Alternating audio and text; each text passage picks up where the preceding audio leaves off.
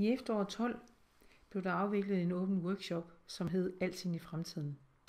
Her deltog mange forældre ved at dele deres tanker og bevæggrunde for, hvorfor de har valgt Amager Lille Skole som skole for deres børn. Der kom også rigtig mange tanker frem om, hvordan skolen den kunne udvikle sig fremover. Arbejdet er dokumenteret i et notat, som har været diskuteret i styrelsen, i personalegruppen, og der er opstået en række initiativgrupper som følge af dagen. En af disse grupper, det er visionsgruppen, og visionsgruppen har i samråd med forretningsudvalget og styrelsen, og i samråd med Merete, taget initiativ til at invitere til en fremtidsdag den 25. januar 14. De billeder, I kan se på siden her, det er billeder fra den åbne workshop, der tydeligvis emmer af både engagement og kreativitet og mange tanker.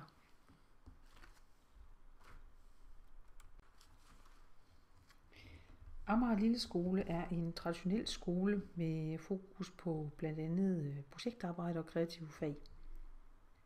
Skolen er på mange måder en meget succesfuld skole, men det er vurderingen i visionsgruppen, at der mangler et fælles værdigrundlag, som personalet og forældrene kan bruge i det daglige.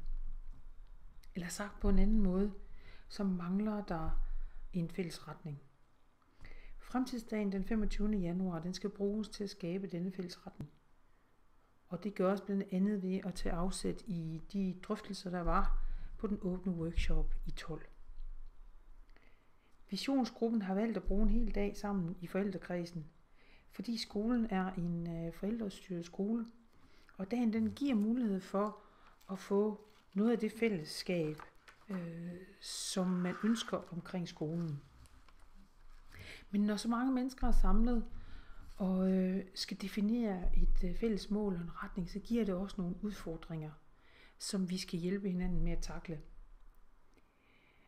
Forældrekredsen på en skole er som oftest meget forskellige, og det er jo rigtig godt, fordi det er en styrke, og det giver mulighed for at få rigtig mange perspektiver i spil.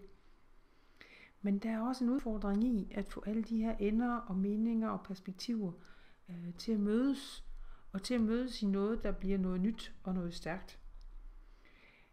Det stiller store krav til os alle sammen om at være modige, indgå i dialog og være rummelige over for, at der er holdninger og synspunkter, som kan være væsentligt anderledes end vores egne.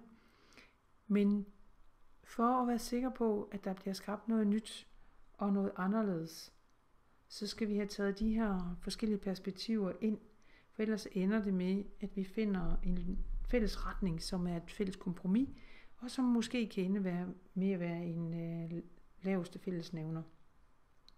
Vi har tænkt meget over og drøftet meget, hvordan dagen den skulle tilrettelægges, for at vi kunne være sikre på at få det rette udbytte ud af dagen.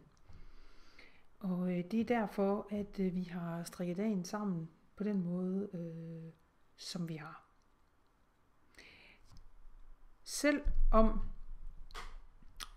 forældrekredsen består af en meget stor, aktiv og deltagende kreds, så er der forældre, som ikke har mulighed for at deltage i dag. Og der er også en personalegruppe, som heller ikke kan være her. Og så kommer der formentlig og forhåbentlig også en masse nye forældre til hen over tiden. Derfor så har vi valgt at dokumentere dagens resultat på video, og vi har naturligvis valgt at dokumentere på ganske traditionel vis, også nemlig på papir. Selve dagen der vil bestå af arbejde i mindre grupper og opsamlinger i plenum. For at støtte arbejdet i grupperne, så er der blevet udpeget en facilitator for hver gruppe, og det er sket på forhånd.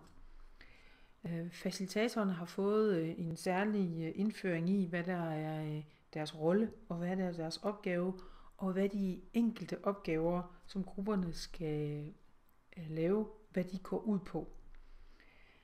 Facilitatoren har derfor et stort ansvar for at få arbejde i gruppen til at fungere godt, og få gruppen til at samarbejde og få alle perspektiver frem.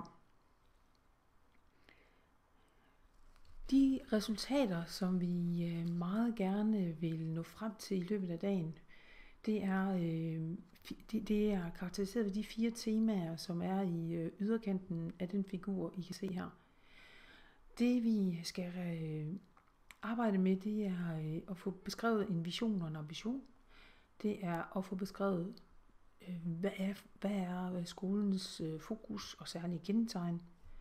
Det er at få defineret, hvad er berigende fællesskaber, hvordan arbejder vi med dem.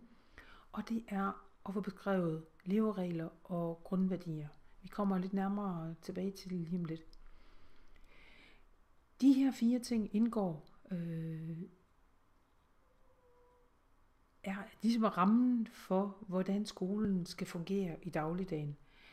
Så man kan sige, de 4 temaer her, det er det, som forældrene definerer som ramme for personalet på skolen, som de så skal omforme til, hvad der skal ske i dagligdagen. Der sker en stor udvikling i samfundet og på skoleområdet i de her år. Og som inspiration til, hvad der skal ske på skoleområdet, har vi fundet nogle korte videoer på YouTube. Og for at få et fælles afsæt for dagen, så vil vi meget gerne have, at I på forhånd har set disse videoer. Formiddagen handler nemlig om at få skabt et fælles billede af, hvilke håb og drømme I har for jeres børn, når de efter 10 år forlader Amager Lille Skole.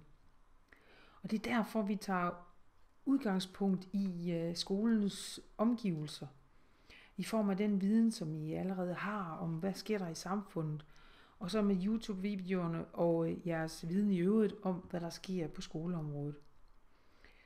Og så naturligvis inputtet fra den åbne workshop.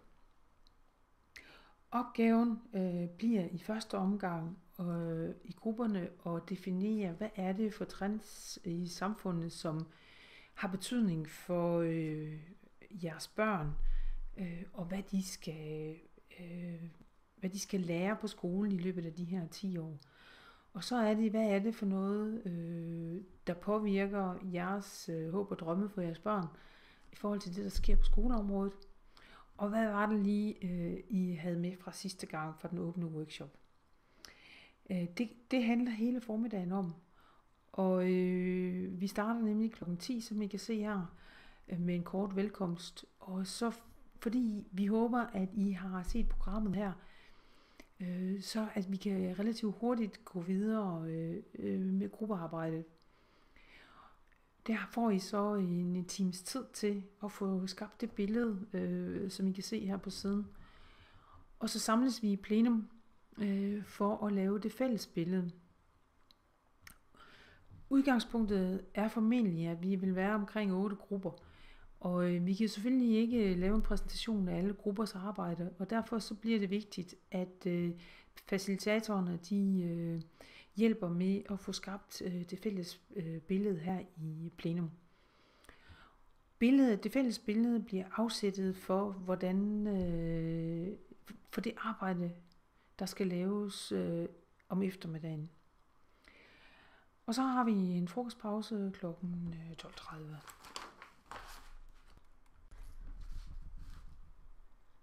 Efter frokost, så danner vi nogle nye grupper, og så tager vi fat på de 4 temaer, som jeg nævnte tidligere.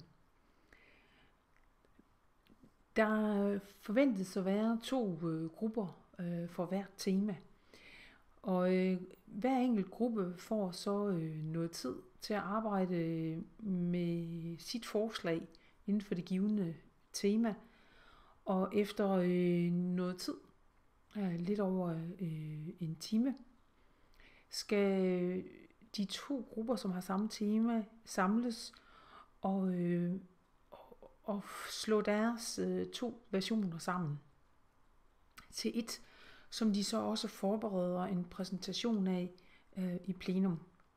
Der sker så det, at når vi kommer frem til kl. 16, så har vi 4 temaer, som skal præsenteres, og Og de vil så, i forbindelse med, at de bliver præsenteret, vil de blive optaget på video, som vi så kan bruge efterfølgende. Kl. 17.30 vil der være en kort opsamling. Vi glæder os til at se dig til forældrenes fremtidsdag for Amager Lilleskole. Og vi håber, at du har fundet præsentationen her og programmet inspirerende, og at det allerede har sat en masse tanker i gang hos dig, som vi kan få glæde af den 25. januar. Vi ses.